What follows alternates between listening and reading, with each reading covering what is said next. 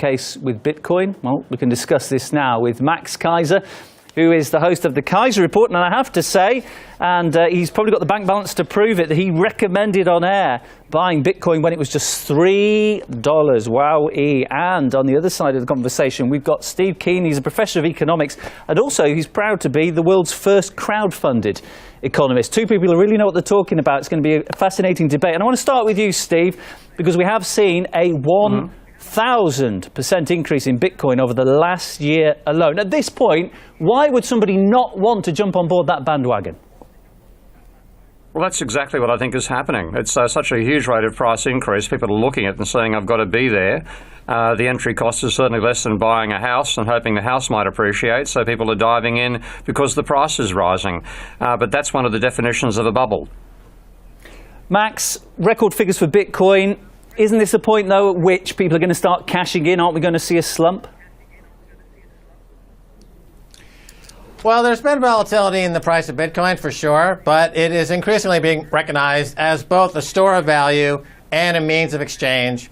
And remember, there are hundreds of trillions of dollars worth of fiat money out there that is at risk of imploding, driven by the US dollar, which is in an unmistakable bubble. Bitcoin's not in a bubble. The US dollar's in a bubble. The fiat currency world is in a bubble. Stocks and bonds, you could argue, are in a bubble. Something that's not in a bubble would be Bitcoin. You've got the dollar that is crashing in a hyperinflationary crash against Bitcoin. I just want to pick up on what Steve said. Max. Sorry, go ahead, Steve. It's total semantics. I mean, if Bitcoin didn't exist, you wouldn't be able to call the US dollar hyperinflationary. The US dollar is maintaining its value with the inflation rate running about 2% per annum. Bitcoin is running at the moment, in terms of today's increase, 10% in one day.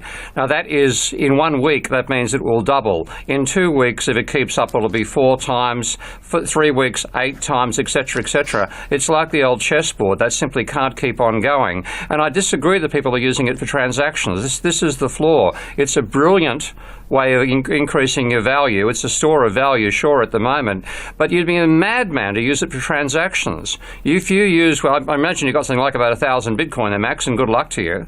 But if you'd used those 1,000 Bitcoin a year ago to buy a house, you could have bought a nice $750,000 house in San Jose. Now you could buy a $10 million mansion in San Jose. You'd be a fool to buy anything, and I'm hearing people refer to them now as not cryptocurrencies but cryptocurrencies because they intend holding them until they die. That is not money. Max, you're biting your tongue. Go ahead. Well, what Steve misses is the timeline what we're talking about here and the replacement of fiat money by cryptocurrencies and the time it takes for this to happen. It's true that the price has been compounding at about 1% per day, but we're entering into a period of transition where fiat money is being effectively replaced with cryptocurrency, and we will start to see some of the things that Steve doesn't like about cryptocurrency, like the volatility, start to even out when the price gets closer to $100,000 per coin. At that point, you're going to see less volatility. You'll see fiat money being put aside and cryptocurrency embraced. It's already the number 25 biggest reserve currency in the world, Bitcoin. It's heading into the top 10. It'll soon be the biggest crypto reserve currency in the world. You've got sovereign wealth funds like Abu Dhabi now buying Bitcoin. You've got Russia and China now and Japan actively buying Bitcoin because they see that the fiat bubble is bursting. And again, the US dollar is collapsing against Bitcoin. This is a paradigm shift. Steve is an economist, and he admittedly says he knows nothing about cryptocurrency. He's not a technologist, and he doesn't have any background in trading. So I can understand why Joseph Stiglitz came out today practically crying, big fat tears. He said, oh my God, the government's not involved in Bitcoin. How will we survive? Well, Joe Stiglitz, get out of the way. You're an old guy with old views. They're no longer relevant, and this is the new paradigm. This is the new economy, and Steve Keen, quite frankly, is not even qualified to talk on the subject. Do you know, Max, I wish Steve could hear that. I'm sad to say, I think we've lost the link with Steve, but we'll continue. I'll try and challenge you a bit. I want to pick up on something. He's running away in fear because he knows I'm dead right. And the total paradigm is shattered, and he's probably out there licking his wounds already. Well, Max, I'm going to defend. Goes up against an online PhD economist, they can't hold a candle. I'm going to defend Steve's argument, Max. He said a few moments ago that, you talked about store of value or the fact it's usable. Isn't there a really strong argument there that it's being used speculatively as a store of value, but actually, where can you actually use your Bitcoin? There's not too many places, is there? Come on, that you can actually spend it. And isn't there a danger when people realise that they'll panic and sell their store of value? Well, I think it's not so much. Well, sorry, Steve. I'm just asking Max. Okay.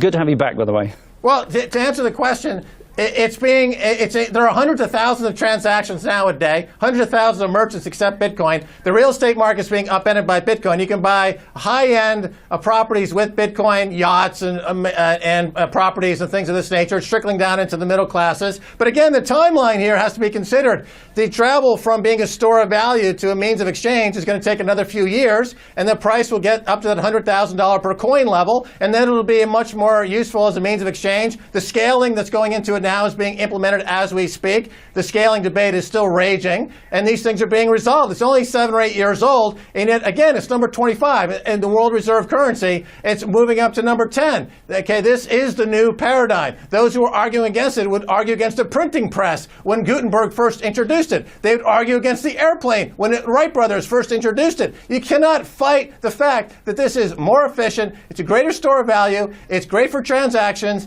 and it's putting the fiat money world out of business. The Jamie Dimons, the Lloyd Blankfeins are going to be dead. Okay, Max, let's give Steve a chance to respond. I just want to ask you, preempting what you say, Steve, Max makes the point this is the future. It's new technology. And decentralised, that's the key. That's what people want. They don't want bail-ins. They don't want governments stealing their money when they're short on cash. Isn't this the future? And isn't more importantly, what people want?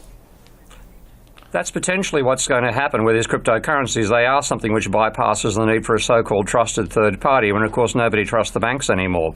And that was the original motivation for forming Bitcoin. But my point is that it can't combine the answer yes to two questions simultaneously. It can't keep on appreciating, I guess, and be used for transactions, because even though you can buy all those things with it, you'd be an idiot to buy those things now, because if you wait 10 weeks, you can buy twice as many or 3 times as many. So its price has to stabilise. Now, my worry is when it stabilises, what will happen to that price? I don't think it's going to necessarily reach the stratosphere at $100,000 and then stay there. If you get to the stage where the only returns you're getting out of Bitcoin mining are the transactions, then I think the price has to fall dramatically. And of course, there are other elements being added to it. Things like the Lightning Network are turning up inside there, so there's plenty of developments to come. But I simply don't believe that it is, at the moment, two things. It is one thing, and that is a store of value. It is, you'd be an idiot to use it for transactions right now, and I hope Max agrees with me on that front. Well, we already know that Max is going to be buying a yacht. He said that's one of the things you can buy. I just want to stay with you, Steve, just because Max spoke a lot in your absence when we lost the line. And I just want to ask you about what's happening in Russia, because we've heard members of the Russian Central Bank, I think it was the deputy governor, saying they're going to try and block people from buying Bitcoin on websites, but at the same time, they're starting to push the crypto ruble. So are these the same things or different? What's happening? They're different. I mean, the whole idea of blockchain is a really innovative piece of technology. You can actually have blockchains which are actually live contracts that are executing as programs inside part of the blockchain. You have things like Ethereum, which I'm not an expert in any of these cryptocurrencies, by the way, but I'm looking at the technology and understanding why people have brought them in. So something like a cryptocurrency may turn up. I know the Bank of England is looking at a cryptocurrency where it would create crypto bank accounts for everybody in England, which I would see is quite a positive development. So there's all these sorts of things. I'm quite in favour of the aeroplane, Max. I've caught a few.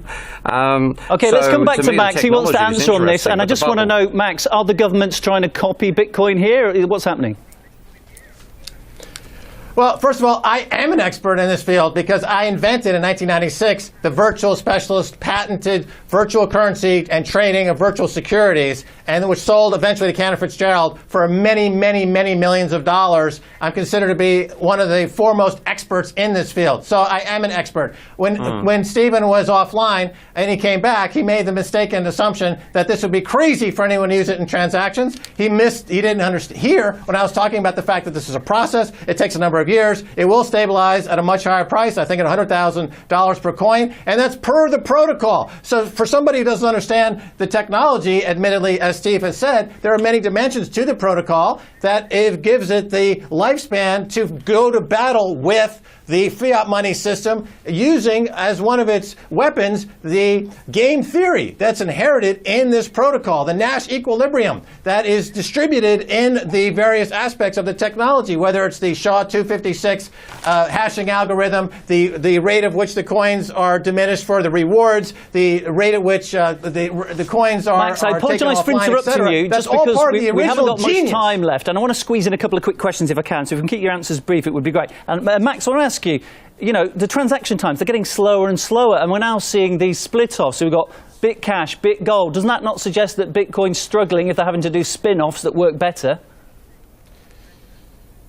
Well, Neil, first of all, to get back to my point, this is a process where the transactions or means of exchange are coming in later at a higher price, but there are off-chain solutions right now that can be done. There's another cryptocurrency called Dash that does instant transactions. There are 5 or 6 big cryptocurrencies, along with Bitcoin, that make up this market to do battle with the $5 trillion per day fiat money US dollar forex market. That's imploding in real time. Once again, the US dollar is engaged in a hyperinflationary collapse against Bitcoin at this moment. And Steve, there will be some people who think this is great, I need to invest, but we have to be wary that this could crash, couldn't it? What are the dangers for investors at this point? Well, to me, there are 2 functions for Bitcoin. One is a dramatically increasing store of value. The other is using it for transactions. With the increase in value, it's got an enormous increase in energy consumption. I believe the amount of energy used right now to mine Bitcoin is roughly the energy consumption of Ireland.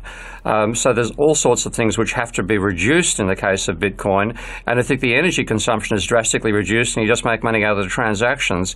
I can't see this high price being maintained. I can see it stabilizing, but whether it can stabilize at $100,000 once it's used specifically for transactions and not for appreciation, I don't think that's feasible. I could be wrong. I'm not saying I'm an expert on this area, as I told Max beforehand, but the combination of massive appreciation and you'd be totally unwise to use it in transactions right now because of the amount of your value you're losing given its rate of appreciation. And once the rate of appreciation stops, what's the value? I believe it could be well below what it is now.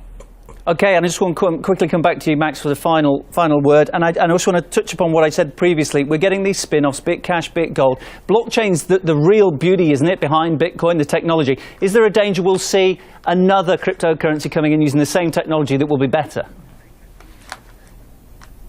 Not really, because Bitcoin is unique. And to answer 2 questions at the same time, you have gold as a case study. Gold is used, takes a lot of energy to produce gold. Gold is used as a means of exchange as well as a store of value. It's been around for quite some time. Bitcoin is gold 2.0. It does the same function of gold. It takes a lot of energy to create a Bitcoin, that's true, just like it takes energy to create gold. But the unique attributes of gold being number 79 on the periodic table and everything that comes with that makes it, according to Isaac Newton and Aristotle, the perfect form of money. The way that the SHA-256 protocol, the proof of work, and everything that's involved in the Bitcoin protocol makes it the perfect cryptocurrency. That is why it's taking over the way it is. There are several others out there that do similar things that are also doing well, but we also have silver, we also have bronze, we also have Modigliani's, we also have other collectibles, we also have other stores of value. It doesn't discredit the fact that Bitcoin is still the mother lode. It's still taking over the global finance in this way. It's putting fiat money out of business, and the bankers on Wall Street are running scared. Jamie Dimon is literally peeing in his pants at this point because he knows he's going to be out of a job in 5 years. We don't need the Jamie Dimons of the world ripping us off. We don't need Wells Fargo stealing money out of accounts. We don't need HSBC funding drug lords in Mexico to the tune of billions of dollars. We don't need those bad actors in society. And Bitcoin gets rid of all those financial terrorists. And it's about time somebody stood up and did battle, and because the government's not doing it, the academics aren't doing it, so we have Bitcoin to do it. Okay, and given that was such a beautiful but quite lengthy oration, I'll give the final word to you, Steve. What would you want to say to people about Bitcoin? The rate at which it's growing right now simply can't be sustained for two reasons. That rate of appreciation is like the old chessboard. Go from 1 grain of rice to 2 to 3 to 2 to 4 to 8 to 16. That can't be maintained, so the rate of increase has to drop.